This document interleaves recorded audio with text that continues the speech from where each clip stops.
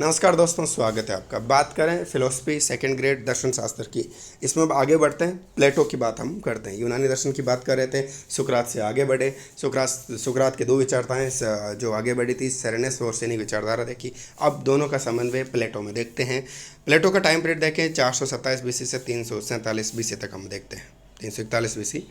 ये सुकरात का शिष्य था। इसने कई ग्रंथ लिखे, यूटोपिया, रिपब्लिक, लोज, सिंपोजियम, फिलेबस और गार्जियस। ये जो है इसके प्लेटो के ग्रंथ है, याद रखिएगा।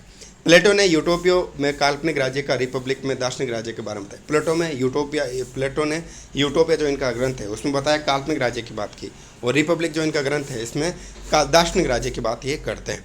प्लेटो वो प्रतियों का जगत, याद रखिएगा, प्लेटो वो प्रतियों का जगत प्रश्न पूछ सकता है, बड़ा इंपॉर्टेंट है। प्लेटो ने वास्तविक ज्ञान के स्वरूप को समझाने के लिए प्रतियों के जगत की कल्पना की। प्रतियों के जगत की प्लेटो कहता है कि हम जो भौतिक जगत व मानसिक जगत देखते हैं वे जगत वास्तविक नहीं है, वे जगत वास्तविक है ही नहीं, अवास्तविक हैं। भौतिक व मानसिक जगत केवल छाया मात्र है। हम जो देख रहे हैं अवास्तविक है। भौतिक व मानसिक जगत तो केवल छाया मात्र है, वास्तविक जगत तो प्रतियों का जगत है। भौतिक व मानसिक जगत तो प्रतियों के जगत की छाया मात्र है। प्रतियों के जगत को समझना प्रत्येक के वश में नहीं है। प्रत्येक का जगत प्रत्येक के वश में नहीं है।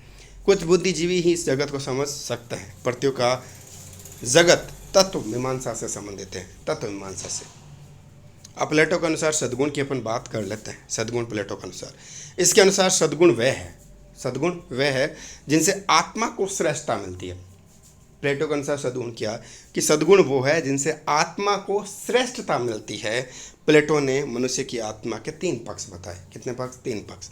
विवेक मूलक आत्मा, भावना मूलक आत्मा, इच्छा मूलक आत्मा। प्लेटो कहता है, क्या कहता है प्लेटो कहता है कि विवेक मूलक आत्मा, विवेक ज्ञान से श्रेष्ठता प्राप्त होती है, इस कारण विवेक सद्गुण है। विवेक मूलक आत्मा को विवेक या ज्ञान से श्रेष्ठता प्राप्त होती है, तो इस कारण विवेक सद्गुण है, ये कहते हैं। उसके बाद प्लेटो कहता है कि भावना मूलक आत्मा को बाह्य से श्रेष्ठता प्राप्त होती है। देखो, भावना मूलक को साहस से श्रेष्ठता प्राप्त होती है, साहस से, भावना साहस से, इस कारण साहस सद्गुण है। प्लेटो कहता है कि इच्छा मूलक आत्मा को संयम से श्रेष्ठता प्राप्त होती है, इस कारण संयम भी क्या है? सद्गुण है। प्लेटो कहता है कि तीनों सद्गुण, विवेक, साहस, संयम नियंत्रण में रहे, कम ज़्यादा नहीं हो, तो ऐसी स्थिति में आत्मा को एक अतिरिक्त सद्गुण मिल जाता है, वो है न्याय का सद्गुण। वे तीनों में कोऑर्डिनेशन रहे तो उसके बाद एक और मिल जाएगा, न्याय का सद्गुण। प्लेटो के अनुसार प्रधान सद्गुण कौन सा है? प्रधान सद्गुण है विवेक, साहस, संयम व न्याय। प्लेटो के राज्य व समाज के संदर्भ में विचार के दर्शन की बात करते हैं तो प्लेटो के दर्शन में राज्य व समाज दोनों अलग अलग नहीं है, एक ही है। प्लेटो के दर्शन में राज्य व समाज दोनों अलग अलग नहीं है, एक ही हैं। प्लेटो कहता है कि जिस तरह आत्मा के 3 पक्ष हैं, उसी तरह राज्य व समाज में नागरिकों की 3 श्रेणियाँ मिलती हैं। ये श्रेणियाँ प्राकृतिक हैं, कृत्रिम नहीं है। प्लेटो कहता है कि आत्मा के 3 पक्ष हैं, जिस तरह राज्य व समाज में नागरिकों की 3 श्रेणियाँ मिलती है, ठीक है ना, उसी तरीके से श्रेणियाँ प्राकृतिक हैं, कृत्रिम नहीं है, ऑटोमेटिकली बनी हुई। देखें राज्य में प्रथम श्रेणी के कौन से लोग होते हैं? जिनकी विवेक मूलक आत्मा सर्वाधिक विकसित होती है, विवेक ज्ञान। ऐसे लोग राज्य में शासन चलाने का कार्य करते हैं। प्लेटो ने राजा को दार्शनिक राजा वो गार्जियन कहा। सेकंड, राज्य व समाज में दूसरी श्रेणी वह लोग होते हैं जिनके भावना मूलक आत्मा सर्वाधिक विकसित होती है, भावना मूलक, भावना यानी साहस। ऐसे लोग राज्य में समाज में सैनिक का कार्य करेंगे, साहस जिनके पास होगा, सैनिक। तीसरा, राज्य व समाज तीसरी श्रेणी के वो लोग होते हैं जिनकी इच्छा मूलक आत्मा सर्वाधिक विकसित होती है, इच्छा मूलक। ऐसे लोग राज्य व समाज में नागरिक होंगे, उनमें संयम के गुण की अपेक्षा की जाती है। नागरिक होंगे वही संयम रखेंगे।